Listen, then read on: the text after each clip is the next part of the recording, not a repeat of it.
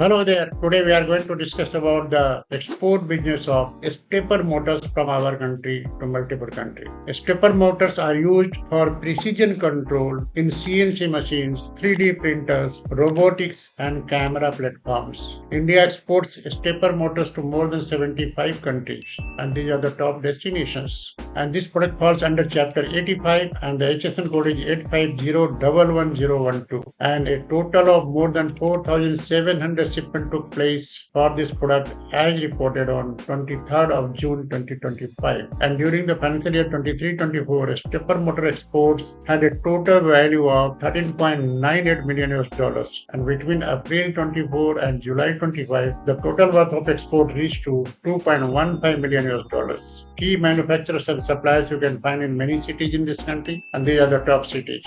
I hope the information in this video will be useful for your export business, and request to leave a comment below and share this video with anyone who might find it useful. And if interested, please send a message to the WhatsApp number in this video to book a complimentary meeting and learn about the export business processes and compliance. Thanks for watching this video. Wish you a very successful export business journey.